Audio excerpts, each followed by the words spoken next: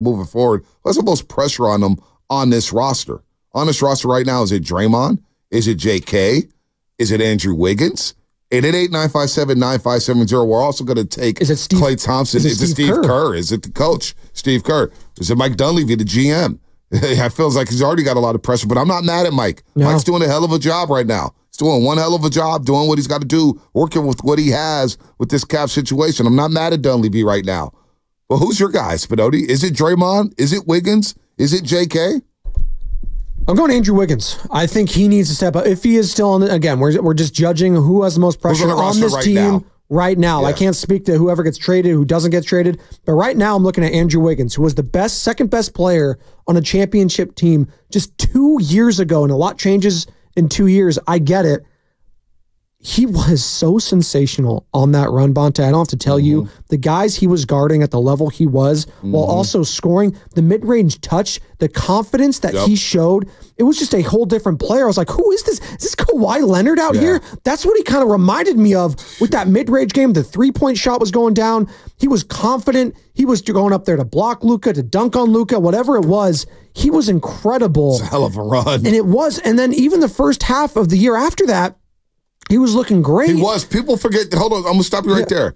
He suffered the right adductor strain.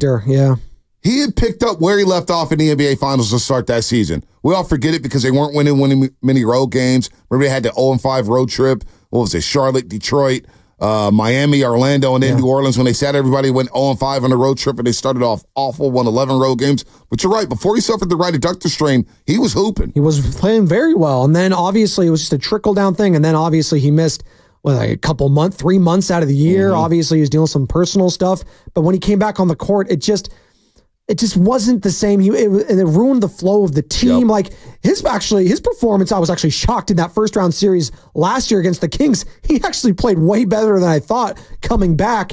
And then he got back into the starting lineup, and then he got hurt again late in that Lakers series. LeBron was going at him in that game 6. He just wasn't the same player. They had to bring in Moses Moody.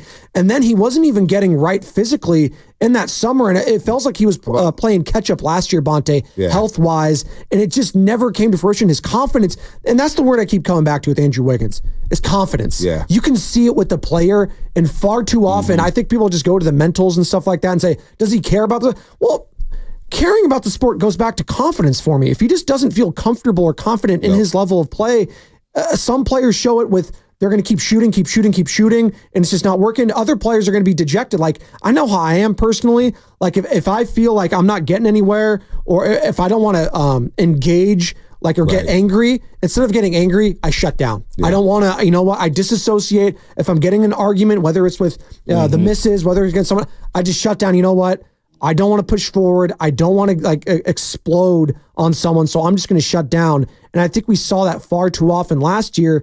And then we see Klay, you know what? Klay feels like, Andrew was not stepping up with his shots. Right. I'm going to need to shoot now. I got to shoot more. Steph's got this load on his shoulders. I need to take some of that off, and so I'm going to shoot. But I think Andrew needs to be that guy now with shots opening up, with no CP3, with no Klay Thompson. Right. I think he needs to take a little bit more of a load on. And that might be good for him. You know what? Expect more from him. Yeah, he's used to it, right? You talk about a guy who averaged 16, 19, 16, 17, 18, 19, 16, 15 field goals a game to start his career. Then he comes to the Warriors, obviously, 15, 14, 14. Last year, 11 field goal attempts per game.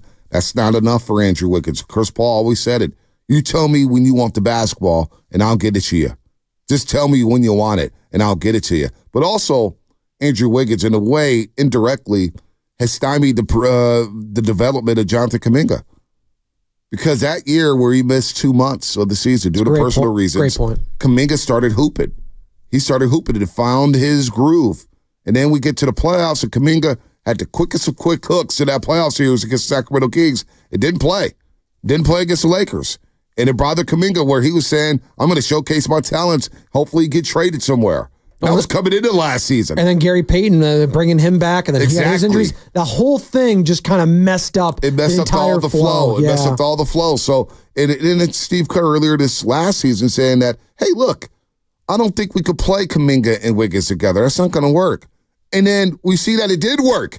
They played together. Yeah. They played very well together. But that was with Draymond Green, small ball 5. So we have a super chat. We had a super chat from Ion Thank you for the $5, Ion. We appreciate it. Ion. He said, should Wiggins play the 2? He said Wiggins should play the 2. So let's talk this out then.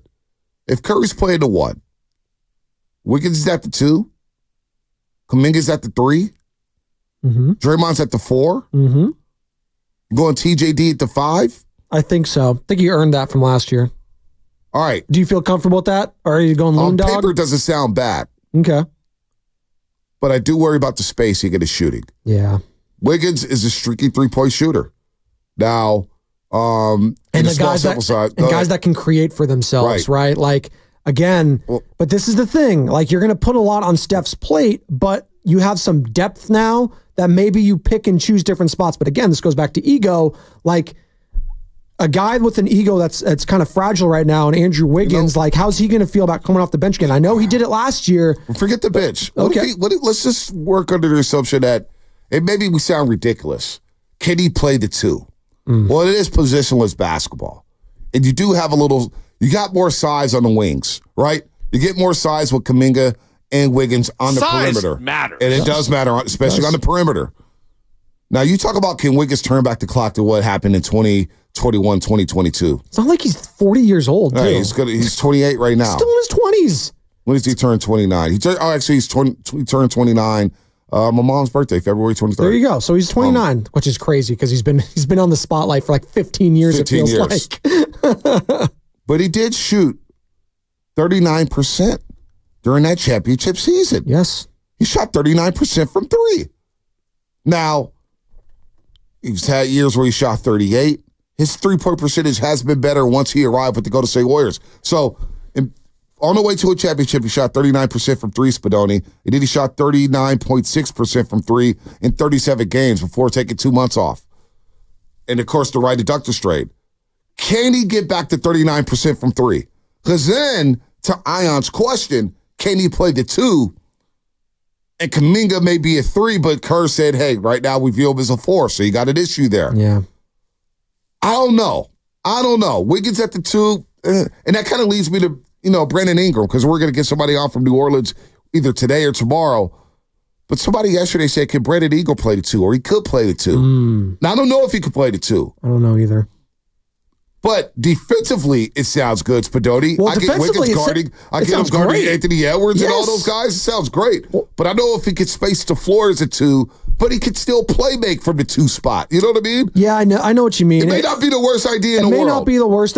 Listen, right now, like, I'm okay with Steve Kerr kind of tinkering around this thing. Now, what Steve Kerr does, though, like, I don't think he tinkers enough for Warriors fans' liking.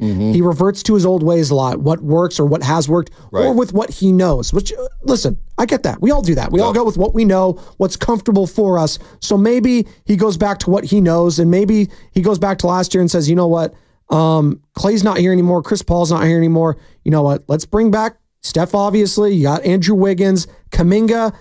I think we're going to bring you off the bench. Maybe we'll still think about it. Maybe how you play in Summer League dictates that. We'll see with Moses Moody. Like, I'm very curious how he's going to handle now with this added depth, how he's going to give all these guys and get all of them the touches. That's going to be the key to me. Bringing in a guy like Melton, who has tremendous upside, who has starter capability. How's he going to fit into all this? Kyle Anderson, Buddy Hield. I'm very curious how Steve Kerr is going to do all this, because I do think this is the deepest team he's had in quite some time. I thought last year was deep. I thought so too, but it turned out like the lack of just too much. The level of trust is what was exposed, I think, last year. And is he going to have more trust in some of these newer guys who, again, are older guys? Like Kyle Anderson has been around. Buddy Hield has been around. Anthony Melton, this is what, his 3rd team? 4th team? Fourth team now. Fourth team, right? So he's been around, and they said they've liked this guy for a long time. So the level of trust in an Andrew Wiggins and a Jonathan Kuminga is going to be very interesting to see from Steve Kerr. Listen, at the end of the day, once you get to the playoffs, I always go by the Pat Riley mantra. Pat Riley had the quote of all quotes. When you get to the playoffs, you use 8, rotate 7, play 6, and trust 5. It's a bar right there, by the way. Pat Riley, I love the Godfather. Pat Riley. Yes. Use 8, rotate 7, play 6, and trust 5. Now, in the regular season, going to be playing a lot of guys. You may be going 10, 11 deep, and I get it. You're going through the regular season. Yeah. But if you can make a playoff run and you get to the playoffs, and we don't know if this team can make the playoffs. They're a 10 seed last year. We'll see. We'll see. A lot of people like this team. I like the parts. I'm not mad at the offseason so far. You got under the second and first apron. You're not in the tax. You got some pieces here. I think it could work. I really do. Now, how well will it work? We'll see. It's going to take time to gel. There's no doubt. How much patience we allow this team to have this season. And it feels like they need to come out the gates hot. They really do. We'll see. But by the playoffs, who's going to be that trusted five? Because last year, Mark Willard almost started. It's like, who's going to start? Who's going to? I was like, didn't we learn something from last season? Everybody kept talking about Chris Paul starting and whether or not it'd be a problem. Turned out to not be a problem. You know what the biggest issue was, though, for guys like Chris Paul and Klay Thompson? It was finishing the damn basketball game. Mm-hmm. That's when Klay Thompson started going off. He wasn't happy about being benched, but he certainly wasn't happy about not finishing a basketball game. Chris Paul had a problem with that, even though he handled it like a professional. You can tell it bothered him. The most contentious thing of last season with Klay Thompson was that Phoenix Suns game, but no one talked about it. Why? Because Draymond Green got ejected and got indefinitely suspended for slapping use of Nurkic. There you go. That, and Anthony Slater was in the studio with you guys, and Anthony Slater, obviously our 95.7 The Game Warriors insider, covers the team for The Athletic, does a hell of a job. Like, he was talking about that. Like, Klay behind the scenes, it was not a pretty sight. Yep. And he was throwing chairs and stuff like that, getting benched late in that game. Like that again, it goes back to ego though. That's why I'm looking at a guy like Klay's not here anymore. Like Andrew Wiggins is going to be that guy now. He can now step up and get some of those shots. Correct. So can he play the 2? Can he play the 3? It's very interesting. Now I'm intrigued.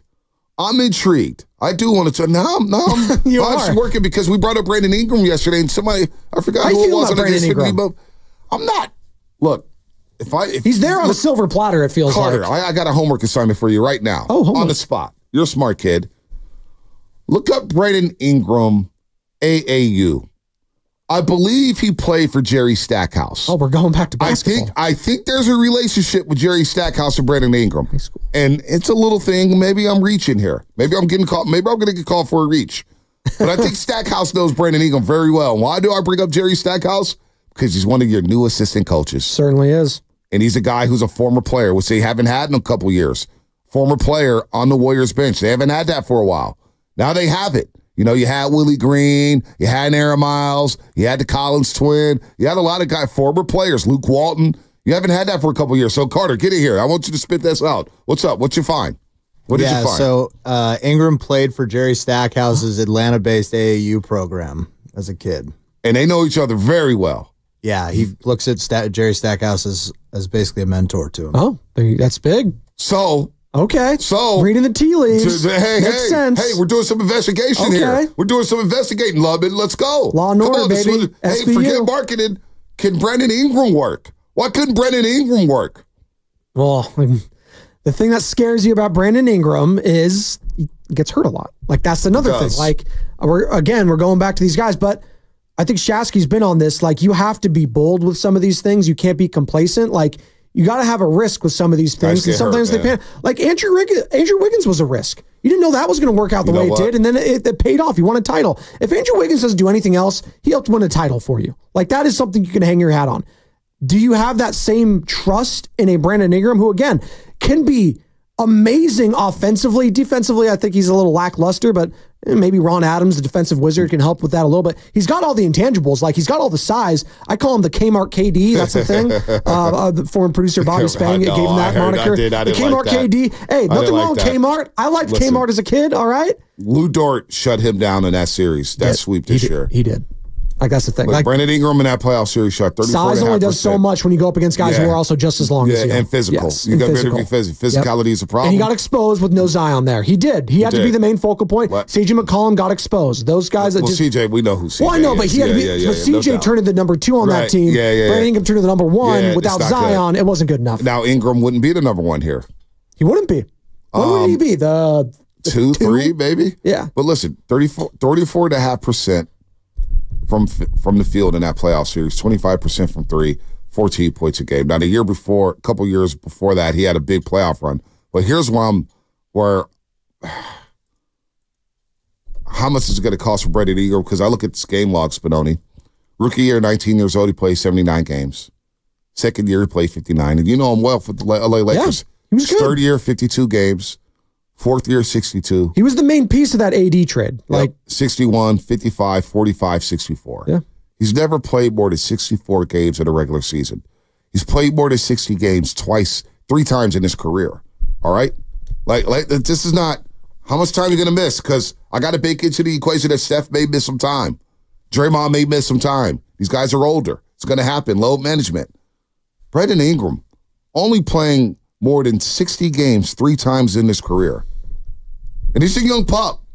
That is a little concerning. So if the price tag is high, I'm not doing it for Brandon Ingram. What's the price tag? And then what we're talking about here, you're going to not only have to do that, you're going to have to pay Brandon Ingram. You have to pay Brandon Ingram.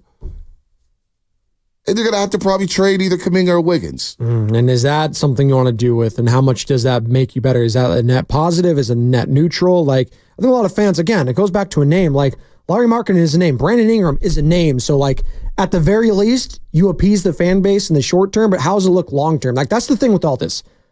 The nice part about Brandon Ingram and Lauri Markkanen is that they are young, relatively. Like you can see a future of one of those guys after Steph, especially Markkanen, who's what, 27? 20? Yeah, I'm not mad at Ingram. I'm not mad at Ingram, but when you look at these two players, Markkanen and Ingram, they miss a lot of games. They do. Now, we have Dr. Rick Celebrity, so that may cure all. You know what I mean? Well, but also I think Sarah Todd of the Deseret News, who joined you guys, who covers the Utah Jazz, she kind of poo-pooed a lot of the Markkanen injury stuff. She said it was a lot of load manage, a lot of kind of shut them down. Let's get high picks. What is Ross called the Phantom IL stints? Kind of. That's kind of if you just use that for the NBA, if you will. Like that's kind of what she was alluding to. Even going back to the Bulls, who again were always kind of like a fringe lottery type of team when he was back there. So I'm not too concerned about Markkanen, but with Ingram, it's been everywhere, man. Like that's another thing. And can I trust a guy being a number 2 gets hurt a lot when I have an aging superstar in Steph? Then I'm going back to what LeBron James and Anthony Davis are dealing with. Like LeBron has to be load managed, and I think he had a hell of a year last year, playing damn near all of his games, still load managing, obviously, but Anthony Davis, another guy, like he's just an injury away from, you have to rely on LeBron, who's almost 40. You have to rely on Steph, who's 30.